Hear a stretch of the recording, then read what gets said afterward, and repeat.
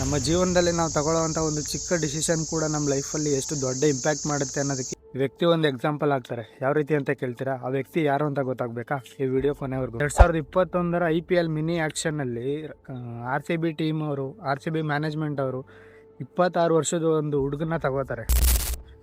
ಆ ಹುಡುಗ ಆ ವರ್ಷ ಆಡಿದ್ದು ಬರೀ 4 ಮ್ಯಾಚ್, 71 ರನ್ ಬರ್ಸ್ತಾರೆ.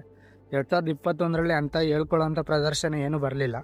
ಸೊ 2022ನಲ್ಲಿ ಆ ವ್ಯಕ್ತಿ ಅನ್ಸೋಲ್ಡ್ ಆಗ್ತಾನೆ. ಯಾವ ಟೀಮವರು ಕೂಡ ಅವನ್ನ ಪರ್ಚೇಸ್ ಮಾಡಲ್ಲ, ಯಾವ ಟೀಮವರು ಅವನ ಮೇಲೆ ಇಂಟ್ರೆಸ್ಟ್ನ ತೋರಿಸಲ್ಲ. ಈ ವಿಷಯ ಗೊತ್ತಾಗಿದ ತಕ್ಷಣ ಆ ವ್ಯಕ್ತಿ ತುಂಬ ಫೀಲಲ್ಲಿರ್ತಾನೆ.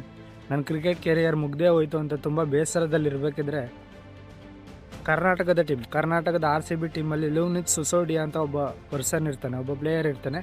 ಆ ಪ್ಲೇಯರ್ಗೆ ಇಂಜುರಿ ಆಗಿದೆ ಅಂತ ಗೊತ್ತಾಗುತ್ತೆ. ಇಂಜುರಿ ರಿಪ್ಲೇಸ್ಮೆಂಟ್ ಆಗಿ ಈ ವ್ಯಕ್ತಿನ ಅಪಾಯಿಂಟ್ ಮಾಡ್ಕೋತಾರೆ.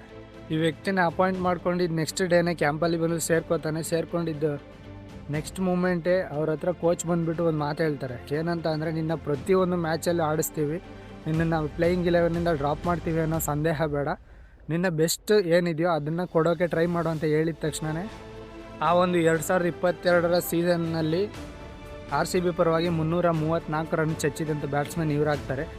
ಅದೇ ರೀತಿ ಲಕ್ನೋ ಸೂಪರ್ ಜೈಂಟ್ಸ್ ಮೇಲೆ ಒಂದು ಮ್ಯಾಚ್ ಇರುತ್ತೆ, ಅದು ನಾಕೌಟ್ ಮ್ಯಾಚ್ ಆಗಿರುತ್ತೆ. ಆ ಮ್ಯಾಚ್ ಏನಾದರೂ ಸೋತ್ರೆ ಡೈರೆಕ್ಟ್ ಮನೆಗೆ.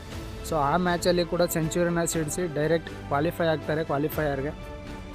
ಈ ವ್ಯಕ್ತಿ ಬ್ಯಾಟಿಂಗ್ ನೋಡಿ ನಮ್ಮ RCB ಟೀಮ್ಗೆ ಒಬ್ಬ ಒಳ್ಳೆ ಪ್ಲೇಯರ್ ಸಿಗ್ತಾ ಅಂತ ಖುಷಿಲಿರೋ RCB ಅಭಿಮಾನಿಗಳಿಗೆ ಒಂದು ಬೇಸರದ ಸುದ್ದಿ ಬರುತ್ತೆ. ಅದೇನೆಂದರೆ 2023ಲಿ IPL ಆಕ್ಷನಲ್ಲಿ ಇವ್ರ ಹೆಸರು ಇರೋಲ್ಲ.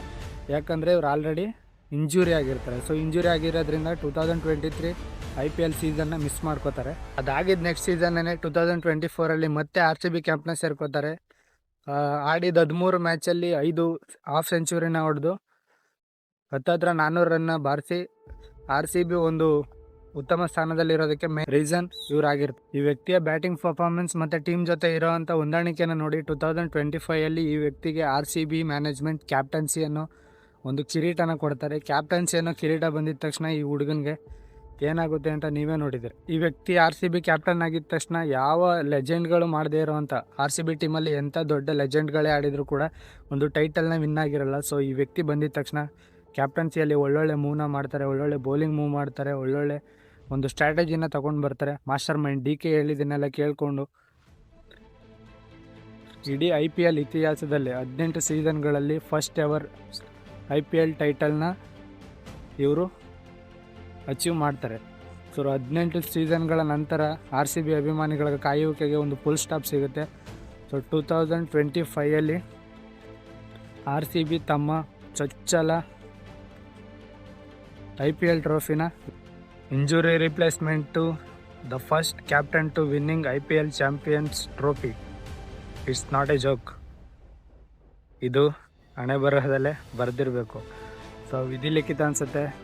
18ನೇ ಸೀಸನ್ನು ನಮ್ಮ RCB ಜರ್ಸಿ ನಂಬರ್ 18 ಗೆದ್ದಿದ್ದು ಕೂಡ 18ನೇ ಸೀಸನ್ನು.